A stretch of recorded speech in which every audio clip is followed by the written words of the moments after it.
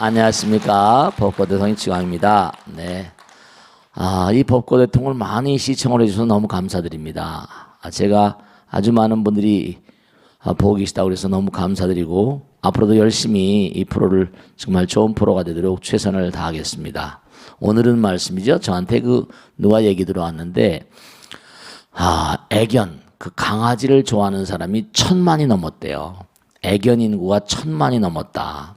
근데 이제 항상 밝은 면 뒤에는 그림자도 있잖아요. 어두운 면도 있으니까. 그래 안 그래요? 근데 이제 또 뭐냐면 유기견들이 많은 거예요. 그리고 또 길고양이들 뭐 이런 고양이들 있잖아요. 그래서 그 고양이나 개, 강아지나 이렇게 잡아가지고 또 뭐냐면 거세 수술 하세요? 거세 수술이 뭐야? 응? 새끼 못 낳게 하는 거. 뭐 그렇게도 하고 여러 가지로 이게 문제가 많네요. 거기다 또 무슨 뭐 살처분 같은 거, 이 동물들에 대한 얘기. 오늘은 좀 동물과 사람의 세계에 대한 그런 어떤 유기적인 관계라거나 그런 걸 좀 해보려고 그래요. 우선 당장 중요한 건 우리가 언젠가도 말씀드렸지만 우리가 동물들을 함부로 해서는 안 된다는 건 너무 잘 아시죠? 그래 안 그래요? 사람의 유전자와 동물의 유전자는 너무나 같아요. 사람의 유전자와 식물들의 유전자도 너무 같아요. 지구상에 사는 동물과 식물들은 이게 서로 공존 공생하게 돼 있거든요. 우리가 당장 동물과 식물은 우리가 리사이클링 시스템이겠잖아요. 그죠? 우리의 몸에서 나온 폐기물 가운데 하나가 탄산가스가 있잖아요. 탄산가스를 식물들이 먹으면서 또 뭐죠? 거기서 뭘 내보내요? 그렇죠. 우리에게 산소를 주잖아요. 그런 것도 있고 우리의 삶 가운데 동물 당장 우리가 자축인묘 무슨 띠야 보살 앞에 무슨 띠? 무슨 띠? 돼지띠래. 우리 보살은 무슨 띠야? 태산성 보살 무슨 띠? 토끼띠래. 우리 보살 무슨 띠? 뱀띠. 봐봐 전부 다 뱀띠, 개띠, 소띠, 닭띠 다 그래. 잔내비띠. 물어보면 다 동물하고 연관이 있잖아. 그래 안 그래? 서양에서도 호로스코프, 아스트롤로지라고 해서 점성술 이른바 말하면 하늘에 빛나는 별 있잖아요. 전갈자리, 별자리 거기 보면 뭐 전갈도 이게 짐승이 미물중생이잖아요. 뭐 전부가 다 동물들과 관계 있다. 미물중생과 서양의 점도 그래요. 서양 점들도 동물하고 관계 있다니까. 황도 12궁이다. 이게 대체로. 동물하고 사람하고 다 호랭이띠, 말띠, 용띠 다 이 중에 다 그거예요. 12간지가 돌아가니까. 12지신상. 약사이래버려 12야차대장 있잖아요. 다 12지상과 우리가 12지신상, 약사이래 12야차대장 다 이게 연관이 있다니까. 황도 12궁 1년 12달. 사람과 동물이 뗄래야 뗄 수가 없다니까요. 그러니까 어떤 동물은 복이 많아가지고 사람 곁에 태어나가지고 지난번에 보살님이 강아지 데려왔는데 잠바도 입히고 핸드백도 들고 말이죠. 아주 다 참 웃기지도 않아. 완전히 막 그냥 잠바도 이쁜 잠바 입혀가지고 핸드백도 입고 아이고 나 참 환장. 근데 이 사랑의 문제거든. 어떤 강아지는 또 그냥 완전히 푸대접 완전히 그냥 막 아이고 참밥이지. 그냥 키우다 그냥 갔다 우리 능인선원 뒷산에도 가끔가다 산책하다 보면 강아지를 매놓고 가요. 그럼 내가 경비실한테서 이거 뚱아 신도가 갖다 놨구나. 그 강아지 밥 주라고 그러면 말이죠. 제가 어렸을 때 말이죠. 우리 집에서 황구, 누렁이를 키웠거든요. 누렁이 등치가 컸었는데 저보다 조금 작았지만 그러면 누렁이 굉장히 큰 게 있어. 지금도 기억이 나. 근데 제가 어렸을 때 연애를 했거든요. 국민학교 3학년 때, 초등학교 때. 내가 치열하게 연애를 한 사람입니다. 보통 연애가 아니야. 하여간에 연숙이라고. 제 사랑은 첫사랑입니다. 첫사랑이. 완전 첫사랑이야. 근데 짝꿍이었거든, 얘가요. 근데 내가 너무 걔를 좋아해. 걔는 노래를 참 잘해. 학교에 나가면 무조건 1등 받아오는 거야. 그 얘는, 제가 이 사랑에 아주 처절함을 그때 느낀 사람입니다. 얘는 하여간에 숙제도, 목이야, 내 숙제 해줘. 그러면 가져와요. 그러면 이제 항상 숙제를 2번 하는 거야. 난 2번. 개 것도 해주고 뭐 곤충 채집해주면 가슴이 그냥 낭떠러지 떨어지면서 뭐 매미 잡고 막 지금도 기억이 생생해. 개 때문에 죽을 뻔. 하여간에 걔가 또 얼마나 아무개야 나 고무줄 좀, 고무줄이라는 게 옛날에 산골짜기 다람쥐 앉아가지 고무줄 좀 해다. 그러면 고무줄을 그때 읍내가 사와야 되거든. 그러면 면도칼 가지고 뭐야 딱 노려보다가 팍팍 끊어가지고 도망가는 거야. 그가 만일에 도망가서 이제 학교 갈 때, 집에 갈 때, 야, 그러고 주는 거예요. 내가 꼭 무사처럼 돼가지고 말이죠. 흑기사처럼. 근데 이제 한번 제가 걔 때문에 허벌나게 터진 적이 있는데, 고무줄을 탁탁 도망가는데 말이죠. 어떻게 된 거 아니? 기둥서방이 있는 거야. 또 이 고무줄 한데 기둥서방이 있는 거야. 덩치가 큰 녀석이 나보다 그냥 막 허벌나게 두들겨 만지고 있어요. 왜냐하면 근데 연숙이네 그 강아지가 삽살개였는데, 그 개하고만, 내가 연숙이하고 사랑하는 사이니까 그 개하고만 놀라고 그러는데, 이 누렁이 자식은 아주 웃기는 지조가 없어. 얘는 돗자리집 딸내미, 돗자리집 내가 싫어하는 여자 있거든. 그 집에 하고도 붙고. 동물들이 이게 아주 웃기는 거예요. 강아지가 아무데 가나 창피도 모르고 흘려붙잖아. 우린 그래도 아무데나 하진 않잖아. 아무데나만 하잖아. 이제 바람 피우는 인간들이 있어 그런지 그렇긴 하지만 이 동물들이 좀 그런 수치심이 없잖아요. 근데 이게 참 문제가 되는 게 뭐냐면, 개를, 제가 동물농장을 보잖아요. 그래 안 그래요? 동물농장을 보면 개들도 고양이들도 뭐가 있더라고요. 그 카메라로 막 비치는데 그 후미진 지하 있잖아요. 그 지하에 집 짓는 그 지하실 그럼 후미진데, 엄마 고양이가 죽은 거야. 근데 새끼 고양이가 뭐라 계속 먹이를 물어다 갖다 날르는 거예요. 동네 사람들이 그냥 불쌍하니까 그냥 계속해서 그냥 보니까 엄마 고양이, 어미 고양이 그 위에 그냥 먹이가 수북이 쌓여 있는 거야. 엄마가 죽은 걸 모르는 거지. 제가 뭐 동물농장을 보고 싶어서 그런 게 아니라 동물들의 그 느낌, 감정을 좀 읽으려고 가끔 그걸 봅니다. 지난번에 또 하나는 강아지끼리 연애를 한 거야. 강아지들 사랑도 치열하대. 그래가지고 강아지가 자기 이 숫강아지인 사람과 암강아지가 새끼를 낳다 죽은 거야. 태가 어떻게 말렸다는 거야. 그래가지고 그 강아지를 몽고하니 장사를 지내려고 그러니까 주인이 따로 있어. 죽었는데 이걸 막 물어다가 놓고선 절대로 못 건드리게 하는 거예요. 막 그래서 구호단이 와가지고 막 하고 그런 걸 봤는데, 강아지를 사랑해요. 그들도 몽고하니 연애할 권리가 있다고, 새끼를 할 권리가 있고, 엄마 될 권리도 있고, 아버지 될 권리도 있고. 물론 사람들 가운데도 그런 건 있어요. 무슨 뭐 자기가 아기 낳고 싶지 않으면 뭐 정관술 같은 거 하잖아. 여자들도 무슨 술을 하지, 아기 낳지 않으려면. 근데 사실은요, 여러분, 제가 박보살 얘기는 하나 했구나. 시간 없지만 정말 이걸 하나 아셔야 된다. 낳아야 될 건 낳아야 돼. 분당 사시는 분인데 원래 카톨릭 신자였었어요. 근데 이 보살이 완전히 거의 빈사 상태야. 몸무게가 그냥 진짜 막대기 같아. 근데 성당을 다니면서 그렇게 기도를 했는데도 안 되니까 그 친구가 있는데 능인선언 나오는데, 나 우리 스님한테 가자고 왔어요. 근데 딱 보니까 직감이 있잖아요. 그래서 보살, 성당 다니는데 나도 성당 다녔거든. 친구가 여길 데려왔으니까 자기가 이미 죽을 걸 알아요. 이제 나는 죽을 날이 얼마 안 남았는데 친구 따라왔는데, 그러면 죽는지 안 죽는지 한번 해보는데, 걔가 물어봤어. 보살 아이를 몇이나 아이 띄운 사람은 좀 달라요. 제가 이거 근데 뭐냐면 이 보살이 왜냐 잠을 잘 때마다 누가 와서 목을 누르는 거예요. 잠을 못 자. 몇 년에 걸쳐서 잠을 못 자는 거야, 밤에. 그러니까 잠을 못 자니까 못 살 수밖에. 계속 목을 누르는 거야. 몇 년 전 언제부터 그렇게 됐냐 했더니 3년 전서부터 그래.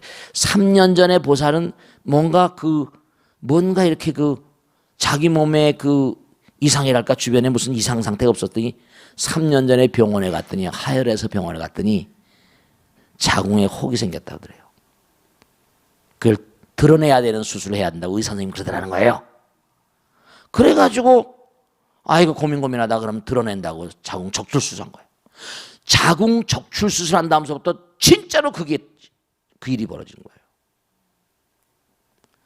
그래서 뭐냐면 밤마다 누르니까 목을 누르니까 잠을 이루질 못하니까 그 후로부터 잠을 3년 이상을 못 잤대요. 피곤이 상접해서 깜짝 놀랐어. 보살 내가 그랬지. 보살 애를 몇이나 지었어. 애를 지은 적이 있으니까 애를 지은 적이 있대. 그 몇이나 하더니 5명을 지었대. 야, 이건 너무하지. 5명을 지었다는 거예요. 보살. 그것도 생명체인데. 보살 마음에 꺼리지 않아? 아닌 게 아니라 아이를 지우고 나면 아주 마음이 불편해야 되는 거예요. 그 아이를 지우면 가온이 쇠합니다. 여러분 이걸 아셔야 된다. 보살 믿든지 말거나 간에 그래서 성당에 다니면서 위령미사라는 게 성당에 다니면 위령미사라는 게 있어요. 시모님한테 위령미사를 여러 번 했대요. 그런 위령미사도 훌륭하지만 보살 이제 진짜 참회를 빌어야 된다. 잘못했다고 빌어야 돼. 제가 그 보살하고 8개월을 씨름했습니다. 보살 내가 법당에 있든 없든 와서 무조건 108배 108배 힘도 없는 거야. 그럼 10번이라 돼. 20번에 무조건 잘못했습니다. 죄송합니다. 정말 잘못했습니다. 제가 어리석어서 잘못했습니다. 용서해 주시고 좋은 데로 가십시오. 하여간에 스님이 얼굴 봐가지고 때가 되면 그때마다 천도제 지내고 할 테니까 오늘부터 살고 싶으면 하고 그냥 가고 싶으면 가도 괜찮아. 그건 다 운명이라는 게 당신의 길이니까. 근데 이 친구가 막 하라고 막 그래가지고 이 보살이 이제 제가 나갔다 법당을 쑥 돌아보면 어느 날 꼬박꼬박 있어요. 그 이제 한 달, 2달 지나고 천도제하고 또 천도제하고 그래가지고 8개월쯤 지나니까 이 보살이 살이 몸에 붙는 거예요. 잠도 잘 자게 되고 살았어요. 그러니까 제가 뭘 말씀드리려고 하는 거 아니? 정관술 우리가 근본적으로 문제는 애완견들은 그냥 뭐죠? 사랑하잖아요. 사랑의 문제거든. 사랑의 문제야. 그 사랑을 막 하다가 그 길고양이 이 뒷산에도요 들개들이 많아요. 밤이 되면 컹컹고 자기들끼리 모여서 막 쇼해요. 들개들이 많고 길고양이들이 많고 우리 법당에 고양이 얼마나 많아요. 고양이 집채만한 고양이가 다닌다니까. 과장해서 살을 디륵디륵 쪄가지고. 근데 그런 고양이들도 누가 돌봐주는 사람 없잖아요. 자기들끼리 새끼 나가지고. 왜 그러면 유기견이라거나 길고양이 들개가 생겼겠어요? 복을 못 받았는지 그 주인들이 밥을 잘 안 주니까 집을 나갈 수밖에. 보살펴 주지 않으니까. 어떤 강아지는 그냥 막 잔바리 피고 핸드백 채워가지고 루즈 막 칠해가지고 막 이러고 다니는데 귀고리도 달고 코고리도 달고 막 이러는데 어떤 강아지는 갖다 이 인간의 잔악함이야. 요즘에 계모들 와요. 야, 저도 계모 밑에 컸지만 정말 안타깝잖아요. 사람이 자기 인간인데도 자기 배로 안 났다고 자기 남편하면서 전처의 아들 딸들을 막. 저도요 정말 계모한테 엄청 시달린 사람입니다. 정말 뭐 백설공주 얘기, 심청전의 뺑덕이 엄마, 장황년전, 뭐 허씨 얘기 전부 다 계모는 악력. 물론 계모들 가운데도 훌륭한 계모가 있긴 해요. 다 그런 건 아니에요. 근데 계모 이퀄 악녀잖아. 그게 속설은 아니거든. 그러니까 이게 사람의 아들 새끼 딸 새끼들 대하는 계모들의 자세도 그런데 동물들은 오죽하게 갖다 버리잖아. 그럼 얘네들이 어떻게 해? 길고양이가 될 수밖에. 결국 인간의 사랑이라는 게 뭐니? 자기가 동물을 키우면 책임을 져야 되는데 제가 애완견에 대해서 하나 더 말씀드릴 게 있어. 이 애완견의 문제가 뭐냐면 너무너무 사랑하다 보니까 개가 먼저 죽습니다. 그러면 난 그런 보살도 봤다. 개에다 모든 걸 걸고 사랑을 하다 보니까 개가 죽으니까 자기가 죽을 것 같은 거야. 이것도 보통 문제가 아니야. 개가 사람보다 먼저 죽잖아요. 이게 또 보통 문제가 아니에요. 그러면 그냥 개가 죽으면 어찌할 바를 모르는 거야. 완전히 그냥 그냥 막 자기가 죽을 것 같이 그러니까 참 이것도 큰 문제라니까. 큰 문제야. 너무 사랑하는 거죠. 사랑이 너무 과한 거야. 또 사랑이 너무 없으면 또 버려버리고. 제가 여기 법당 오다 보면 이제 강아지 호텔이 있어요. 우리 법당에. 제가 한번 들어가 봤어요. 와, 웃기네. 어디 강아지 호텔 있습니다, 여기? 강아지 호텔 처음 봤어요, 그런 거 저는. 와, 어디 외부에 가고 인터넷 그 어떻게 여기 강아지 옵니까? 인터넷에 올려놓는데요. 그럼 어디 외지에 갈 땐 밥값 주고 돈 주고 강아지 방값 주고 하면서 말이죠. 강아지 호텔비도 있습니다. 그 돈을 주고 거기다 맡기는 거예요. 값도 그렇게 싸질 않대요. 그렇게 호소하는 강아지가 있는가 하면 결국 뭔가 아니 길바닥에 버리고 유기견하고 말이죠. 인간의 잔혹함이에요. 제가 당부드리는데 개들을 막 이렇게 무슨 애기 못 낳고 하고 애기 못 낳게 하고 이 새끼 못 낳게 하고 이런 건 잘못된 거예요. 개들도 뭔가 아니 물론 이제 길고양이들이 이제 문제가 있긴 하죠. 뭐 많이 번성하면 뭐 여러 가지 그런데 그거는 잘못된 거라고 저는 확실히 얘기합니다. 뭐 그럴 수 있을지도 모르겠지만 걔네들도 뭔가 아니 이상의 생명체를 잉태하라고 나왔으니까 그 수술하고 이런 사람들은 제가 말씀드렸는데 그 죄 짓는 거예요. 물론 법적으로는 우리가 사회를 살아가는데 경감이 될 수 있을지 모르겠지만 그 생명체가 그 뱃속으로 나와야 되는데도 불구하고 그걸 막아버리면 자연의 율법을 어그러뜨린 거 아니에요. 근데 사회법하고 율법하고의 어떤 그런 문제가 있다고 한다면 신중히 생각해야 되겠죠. 아니면 유기견 어디다 갖다 주고 애기를 낳게 하고 말이에요. 그러니까 이게 어떤 문제가 오는 거 아니? 인간들이 자기 새끼 키우는 것도 문제가 있지만 우리 인간이나 강아지나 송아지나 고양이나 개나 이게 참 진대가 없습니다. 동물보다 더 개만도 못한 놈이 이러잖아요. 그래 안 그래요? 그러니까 문제는 뭐냐면 여러분들이 제가 분명히 말씀드린 개를 유기하거나 개를 어떻게 잘못하면 저렇게 만일에 저런 눈이 땡그란 저런 보살들이 뭔가 아니 개를 어떻게 유기했다. 그럼 내생에 물러와. 치와와로 분몽이요. 저렇게 머리가 푹신푹신한 저런 보살은 뭐라?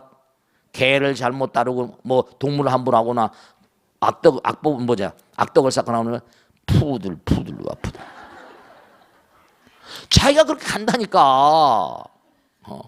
장난이 아니라 이게 웃을 일이 아니야. 그래도 지옥, 악이, 축생이 이렇게 나가잖아. 사람과 가까우니까.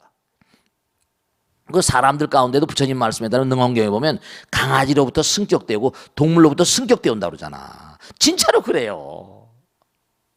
얼굴이 동물 닮은 사람들이 있어요 없어요? 있다니까요. 아니 부처님 경에 동물들이 사람으로 승격해 온다 그러고 소가 조상이라고 막 이러잖아요. 장난이 아니라니까. 그래서 꼭 당부드리겠는데 정말로 자기가 강아지나 이 애완동물을 키울 경우에는 정말 자기가 못 키우겠으면 정식으로 키울 수 있는 데 갖다 의탁은 아무데나 버리지 말란 말이야. 아무데나 버리니까 유기견이 되고 길고양이가 되고 이러잖아요. 책임을 지라니까. 자기가 키우겠으면 약속이야. 아무데나 버리게 되면 그것도 죄야. 분명히 말씀했는데 자기가 그 개를 못 키우겠으면 뭐 어떻게 개 키우는 데 갖다 맡기든지 말이죠. 뭐 어떻게 조치를 해야지. 그리고 정식으로 내가 너 너무는 못 키우니까 그것도 동물들하고 이별하면 동물들 슬퍼합니다. 동물들 슬퍼해요. 갖다 유기견 하면요 계속 주인을 그리워하고요 슬퍼하고 내생에 다시 만날지도 몰라. 그러니까 동물들을 키울 때는 어떤 마음의 자세가 좀 달라야 돼요. 그리고 절대로 무슨 뭐 개체수를 증장시키면 안 되니까 뭐 이렇게 그냥 그렇게 아기 못 낳게 하고 걔네들도 뭔가 어머니들 자격 있는 어머니들 권리가 있는 존재들이에요. 그래 안 그래요? 어머니가 돼서 아들 새끼들 키우고 젖을 먹여야 될 뭐라 권리가 있는 그런 존재들입니다. 우리가 함부로 할 수 있지는 않아요.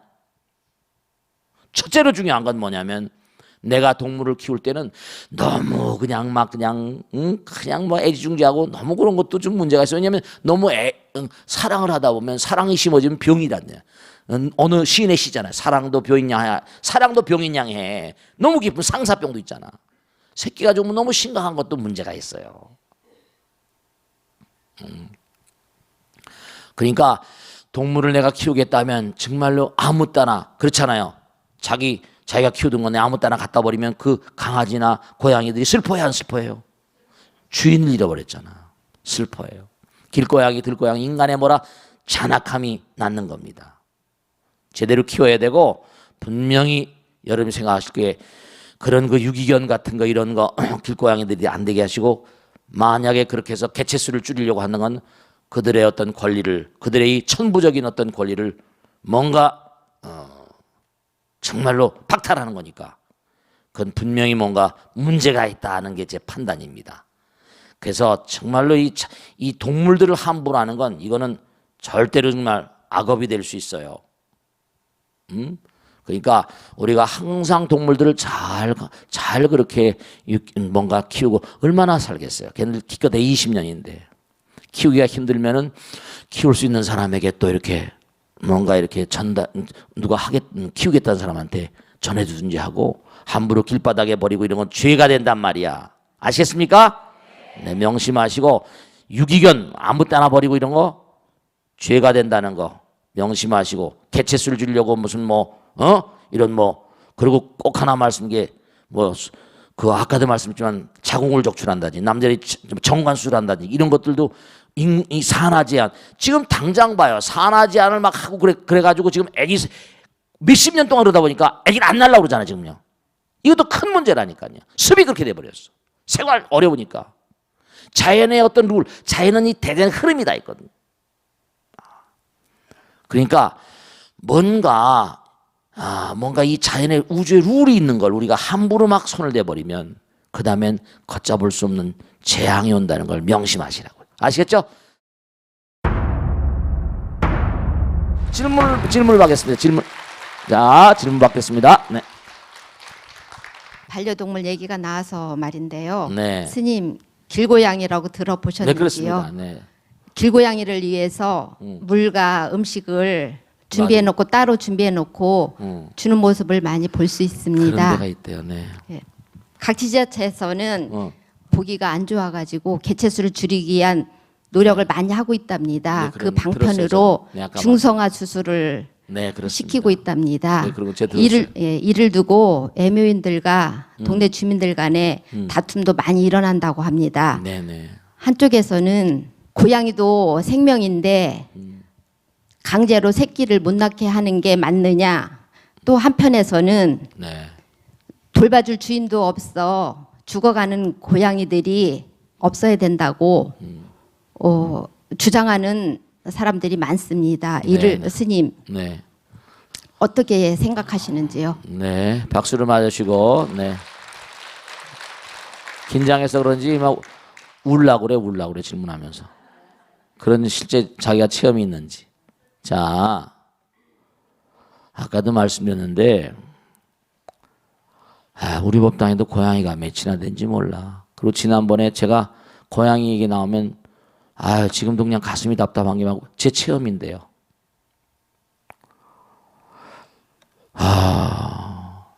제 방이 이렇게 있어요. 근데 그게 창문으로 이렇게 있는데 그때가 겨울이었나 봐요. 지금도 항상 가슴에 그냥 막 합장을 하고 그럴 때가 있어요. 근데 뭐냐면은 지금도 그냥 선연하네. 그 제가 기도를 많이 했으면 요즘엔 많이 오래됐지. 얼마 꽤 됐지. 어떻게 있는 거 아니? 겨울이니까 아마 겨울 전에 새끼를 뱄나 봐요. 근데 그때 방충망이 없었는지 그 창문을 타고 고양이가 제 옆에 방에 이제 창고 같은 방에 들어와서 의자에다 새끼를 한 거예요.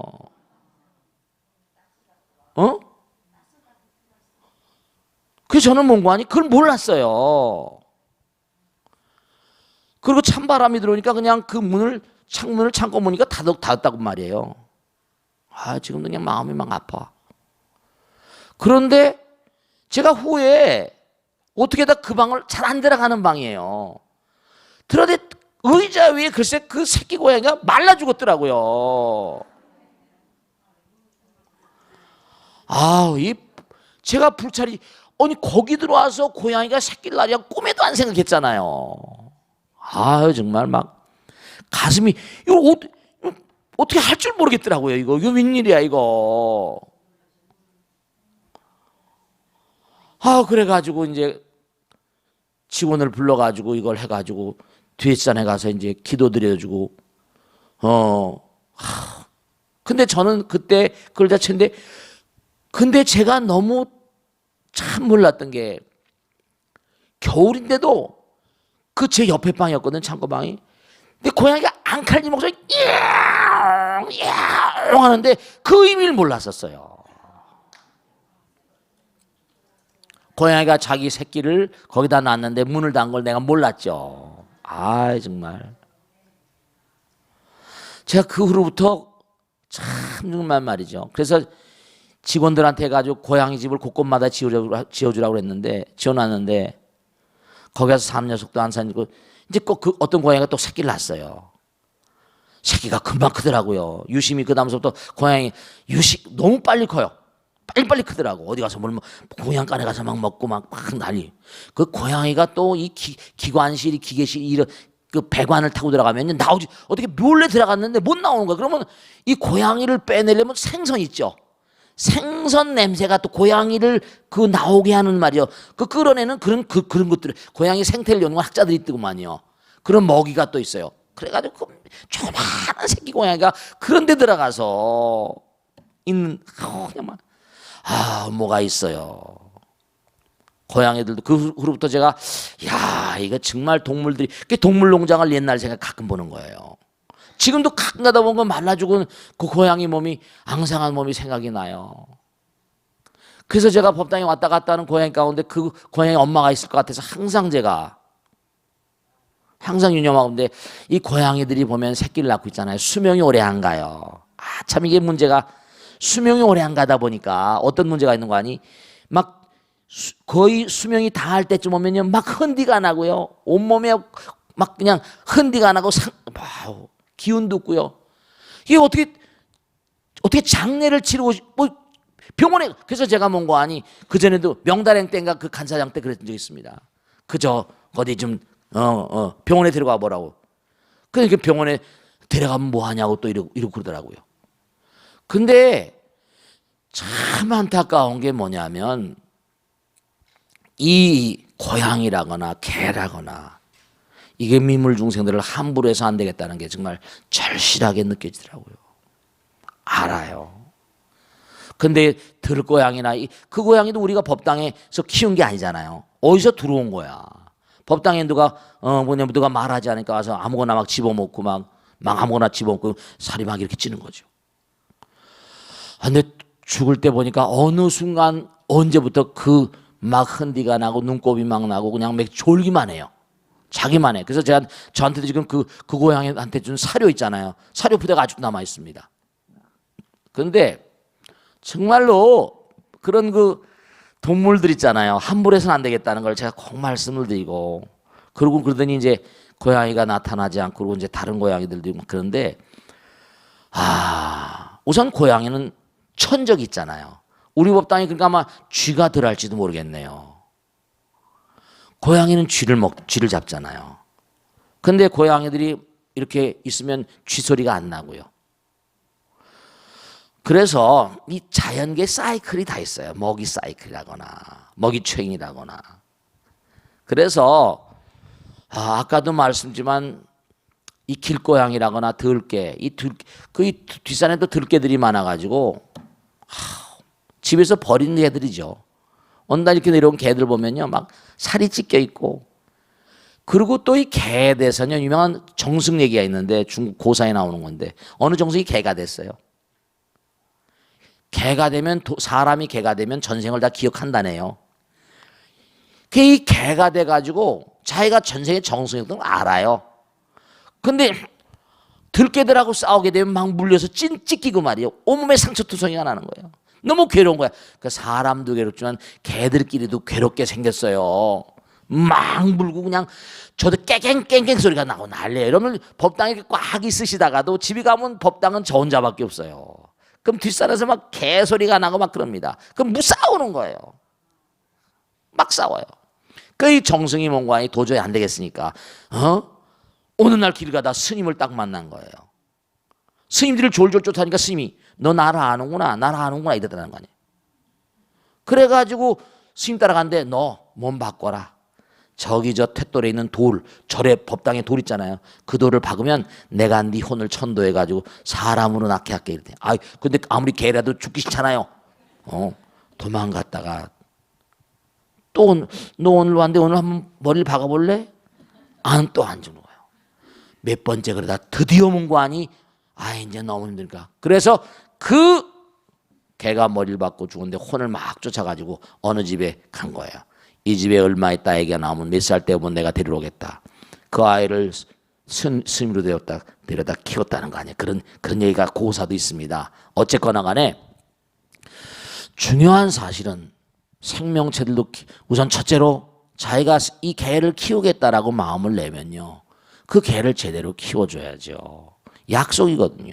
데려다 정을 붙이는데 함부로 정을 띄게 되면 그 개도 너무 서글프잖아요. 그것도 갖다 고속도로에다 버리고 어디다 버리고 이러지 마세요. 자기가 버리지 못하면 개 보호센터에 갖다 개를 제대로 키우는 그런 데 갖다 주시든지. 아무데나 버리는 건 이건 뭔고 하니 그 죄에게도 뭔고 하니 씻을 수 있는 마음에 개에게도 불성이 있다 없다. 조주 스님 말만한 개에도 불성이 있다.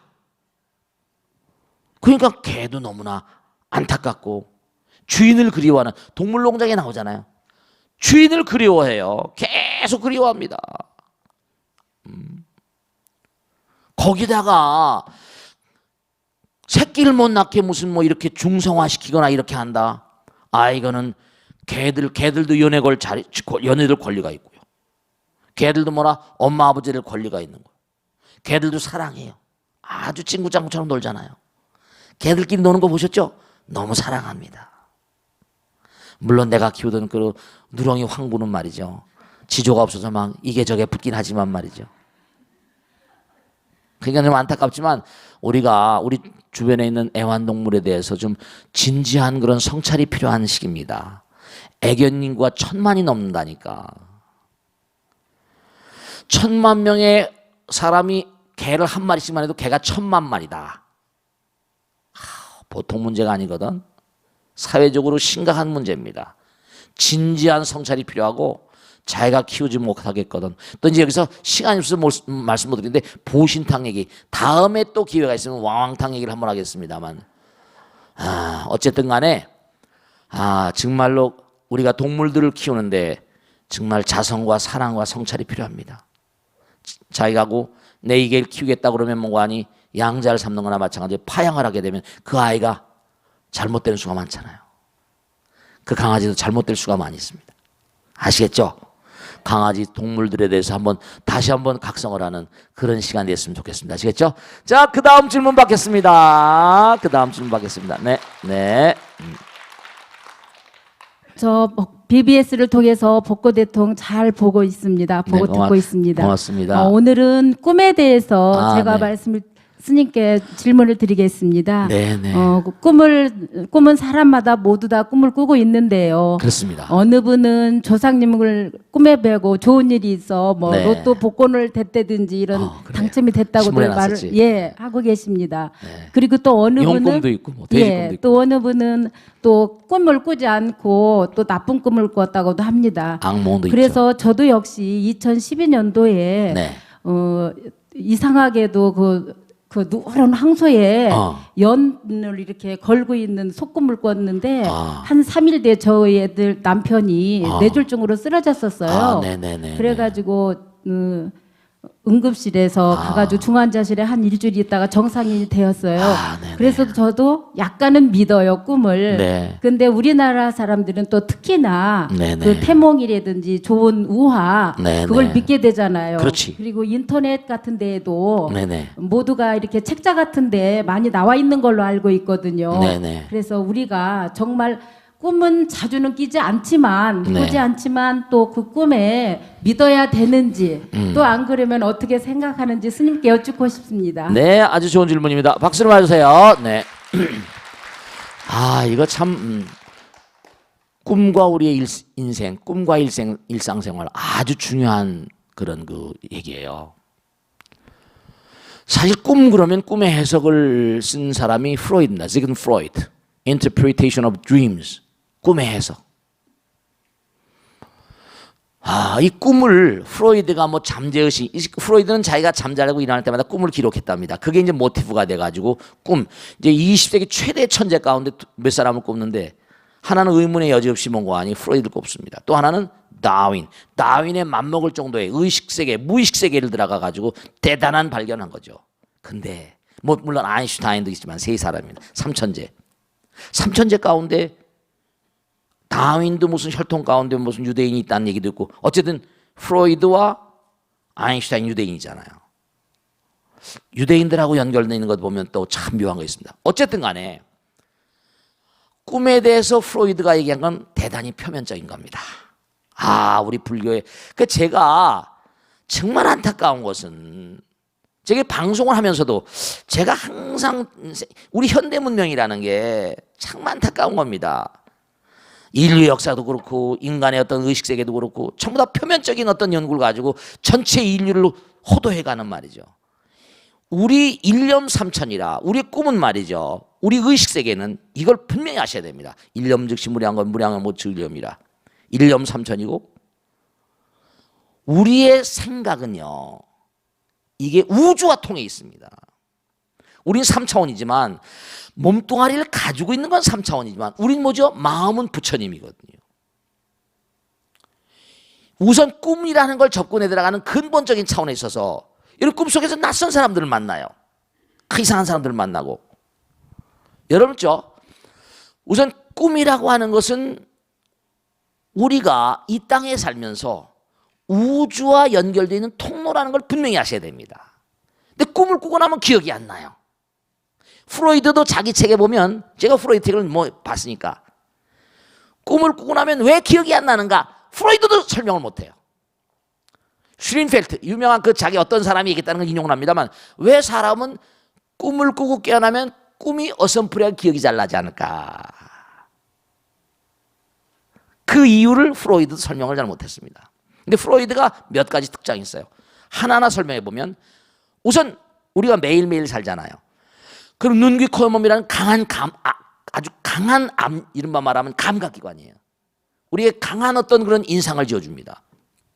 무슨 말씀인지 알겠죠? 눈을 뜨고 사는 시간이 24시간 가운데 잠자는 시간 빼놓고 거의 텔레비도 보고 만나고 하잖아요. 눈, 귀, 코, 몸. 근데 우리 인간이 근본적으로 영상자거든요. 이렇게 사람 보면 찍는단 말이에요. 찍어대잖아요. 당장 그러죠? 지금 오늘도 이 방송을 보면서 제 말씀들은 다 테이프 레코딩뿐만 아니라 전부 다 비디오를 만들고 있거든요. 근데 우리가 얘기하는 그런 비디오는 차원이 달라요. 이게 여기에는 그 영상이 아니라 영상의 모든 그 상황이 다 들어있어요. 이런 리서스 메모리, 기억 퇴행이라고 해서 최면, 히프노티즘, 최면을 딱 걸어버리면요. 부처님께서 뭐라고 하셨냐면 내가 깨달음의 문을 탁 여니까 한순간에 8천생이 보였다는 거예요. 천생에 8천생이 보였다니까. 그리고 관을 해 들어가니까 이 우주가 상전벽해가 되는 걸 여러 번 봤대요. 한 번 상전벽해 되면 600억 년인데 수천억 년을 한 번에 보는 거예요. 대단한 거죠. 우리의 의식 세계 속에 그게 찍혀 있고 사라지지 않고 있다는 거예요. 근데 부처님은 인간의 몸으로 오셨잖아요. 그 깨달음을 오셨잖아요. 그래 안 그래요? 그러니까 부처님도 우리와 똑같은 그런 사람으로 오셨기 때문에 우리들에게도 그러한 어떤 그런 영상화된 저작물이 없겠냐? 있단 말이에요. 그걸 불교에서는 알라시라고 말하는데 부처님으로부터 중생으로 전락된 최초의 단계를 알라시라고 합니다. 알라야는 뭐냐? 우주 전체예요. 그러니까 마음이 안에도 있는 게 아니고 밖에도 있는 게 아니고 몸속에 있는 게 아니다. 마음이 화엄기에 나오잖아요. 마음이 몸에 있지 아니면 몸이 마음에 있지 아니하다 이렇게 나오잖아요. 그러니까 이렇게 광활한 우주와 인간 간의 어떤 그런 채널, 어떤 하나의 체계라고 보시면서 꿈을 접근해 들어가는 거예요. 근데 중요한 사실은 우리가 꿈을 꾸기 때문에 우리가 지금 계속 꾸고 있잖아요. 찍고 있잖아요. 그러면 이게 우선 강한 인상이 지어지니까 강한 그런 영상화가 강하게 strongly 강하게 뭔가 맺혀지는 거예요. 그러니까 생시에 먹은 마음이 꿈이 돼 이런 얘기 하잖아요. 네, 그렇습니다. 표면적인 꿈이에요. 근데 프로이드가 그 점에 대해서는 상당히 인정을 하고 있는데 꿈은 인간의 고통을 해소시켜주는 오아시스와 같다. 욕망 충족이라는 말을 했었어요. 실제로 이건 맞는 얘기고요. 왜냐하면 부처님께서 꿈이라고 하는 시스템, 우린 꿈은 이루어진다고 그러잖아요. 꿈이라는 시스템이 우리 인간에게는 필수불가결입니다. 꿈을 안 꾸면 사람은 죽습니다. 여러분들 이걸 아셔야 된다. 꿈을 못 꾸고 자꾸만 잠을 못 자면요 꿈을 못 꾸잖아요, 그죠? 그러면 건강에 치명적인 타격이 옵니다. 이제 우선 하나하나 풀어가면 시간이 짧아서 참 안타까운데 우선 첫째 중요한 건 뭐냐면 생시에 먹이 꿈이 되니까 생시에 살아가다 여러 가지 욕구를 많잖아요. 남편한테 꾸지람을 듣거나 아내하고 뭔가 가정이 불만족스럽거나 뭔가 이런 게 많단 말이에요. 이런 게 많으면 어떻게 하니 어떻게 돼요? 남편하고 아내하고 사이에 원만치 못한 길을 가다가 멋있는 남자가 딱 나타난단 말이에요. 텔레비에 딱. 그럼 어떻게 돼요? 장동건 선수가 나타난다. 그럼 그날 저녁엔 장동건 선수하고 탁 잡고 슬로우 퀵 돌아가는 거예요. 사장한테 꾸지람을 들었다. 꿈의 역전입니다. 꿈을 꾸다 보면 내가 사장이 되고 사장이 쫄병이 돼가지고 막 내가 패는 거예요. 꿈의 역전이에요. 꿈은 인간의 욕망을 충족시켜주는, 고통을 해소시켜주는 오아시스 역할을 하기도 합니다. 꿈은 또 무도덕해요. 반도덕적이고 반윤리적이에요. 그러니까 이게 조상님들의 꿈은 중요한 건 뭐가 아니 깊어지게 되면 우리 의식세계가 어떤 경우는 이른바 말하면 이게 영혼의 차원과 3차원을 뛰어넘는, 그러니까 아까 말씀드렸죠. 3차원을 뛰어넘는 4차원의 고차원의 세계와 만나는 장이 또 있다니까요. 이게 설명해야 될 게 굉장히 많은데 10분 가지고 설명이 안 돼요. 꿈의 세계는 어마어마한 구식유사, 유사론, 구사 유식론의 이 모든 체계가 엄청난 거거든요. 그래서 분명히 말씀드린 기회가 될 때마다 우선 오늘 꼭 말씀드리면 꿈은 고차원적인 세계와 통화 방법, 통신 방법이라는 걸 우선 하나 알아두시고 꿈속에 만나는 모든 존재들은 차원이 다른 세계와의 어떤 그런 내가 꿈속에 깊이 들어가다 보면 그게 이제 이른바 말하면 뭔가 아니 연결이 되는데 왜 꿈을 깨나면 잊어버리냐? 우리가 보는 파동은 강한 파동이지만 주파수가 이른바 말하면 알파파, 시타파, 베타파, 시타파, 델타파 아주 대단히 뭔가 아니 파동이 체크가 잘 안 되는 고차원적인 세계 파동은 우리 인간의 세계 이 버전과 이 두뇌 버전 가지고는 잘 안 되는 거예요. 그러나 어느 두뇌 한 구석에는 다 이게 저장돼 있어서 꿈을 정화시키는 훈련도 중요합니다. 꿈속에서 우리는 죄를 너무나 많이 짓거든요. 우린 잠자듯이 죽고 아시겠죠? 우선 다음에 또 말씀드리겠습니다만 기도를 열심히 하세요. 아시겠죠? 자, 오늘 여기서 끝내겠습니다. 자, 모두 성불 하세요. 고맙습니다. 마치겠습니다. 네.